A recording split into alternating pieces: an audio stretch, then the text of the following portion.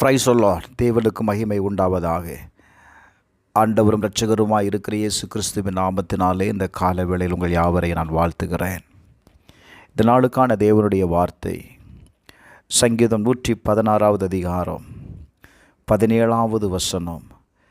நான் உமக்கு ஸ்தோத்திர பலியை செலுத்தி கர்த்தருடைய நாமத்தை தொழுது கொள்ளுவேன். என கண்பானவர்களே, தாவீது சொல்லும் வார்த்தையை கவனியுங்கள். நான் உமக்கு நன்றி பலியை செலுத்தி கர்த்தருடைய பெயரை தொழுது கொள்ளுவேன். என கண்பானவர்களே, இந்த நாளில் கர்த்தருக்கு நன்றி பலிகளை செலுத்தி நீங்கள் அவரை தொழுது கொள்ளுவீர்கள் அப்படின்னா உங்கள் வாழ்க்கையில் என்ன நடக்கும் தெரியுமா?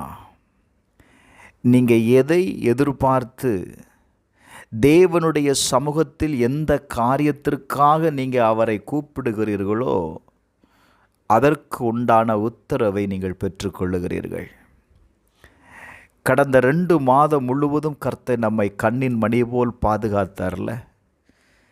இந்த மாதத்தினுடைய முதல் ஆராதனையில் கடந்து வந்திருக்கிற நீங்கள் தேவன் செய்த காரியங்களுக்காக, உதவிகளுக்காக நீங்கள் தேவனுக்கு நன்றியை செலுத்தணும்.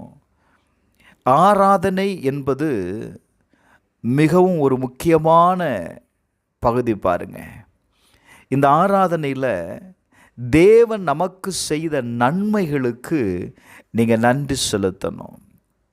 Praise the Lord.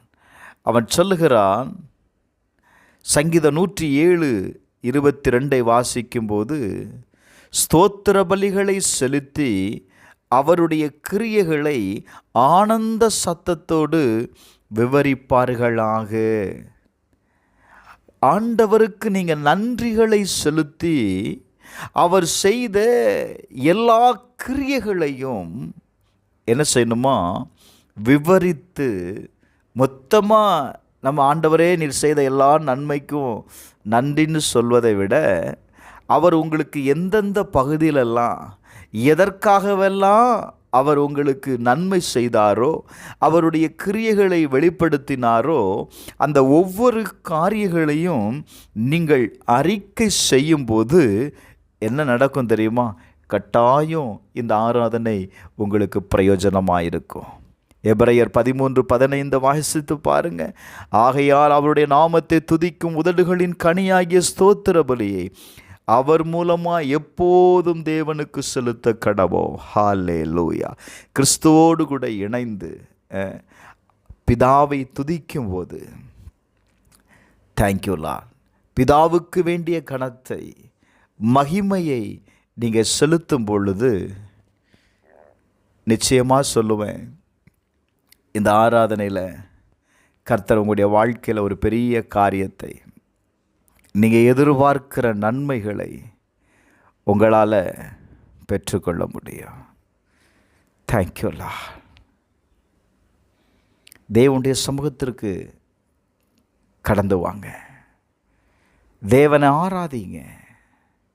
நீங்கள் தேவனை ஆராதிப்பது தான் உங்கள் வாழ்க்கையில் அடுத்தடுத்து காரியத்தில் தேவன் உங்களோடு கூட இணைந்து செயல்படுகிறதை நீங்கள் பார்க்க முடியும். கர்த்தர் ஆச்சரியமான காரியத்தை செய்வேன்னு வாக்கு கொடுத்திருக்கிறார்ல.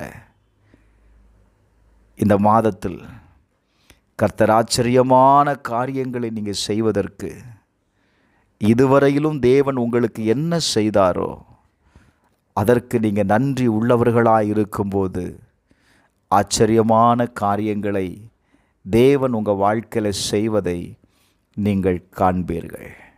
செபிப்போமா? பரலோக பிதாவே, இந்த கால வேளையில் தேவனை ஆராதிக்கிற ஒவ்வொருவருக்காக நான் நன்றி செலுத்துகிறேன்ப்பா. உம்மை தொழுது கொள்ளுகிறவர்கள் ரட்சிக்கப்படுகிறார்கள் என்று வேதம் சொல்லுகிறதப்பா. இந்த கால வேளையில் யாரெல்லாம் தேவனை தொழுது கொள்ளும்படி தேவனுடைய ஆலயத்திற்குள் வந்திருக்கிறார்களோ அவர்கள் ஒவ்வொருடைய வாழ்க்கையிலையும் உங்கள் ரட்சிப்பை வெளிப்படுத்துங்க, உங்கள் விடுதலையை வெளிப்படுத்துங்க. உங்களுடைய சமாதானத்தை வெளிப்படுத்துங்க ஆண்டவரே. உம்முடைய பிள்ளைகளை விடுதலையாக்கி அனுப்பும். தேவ சமாதானம் அவர்களை ஆளுகை செய்யட்டும். இயேசுவின் நாமத்தில் பிதாவே, ஆமென்.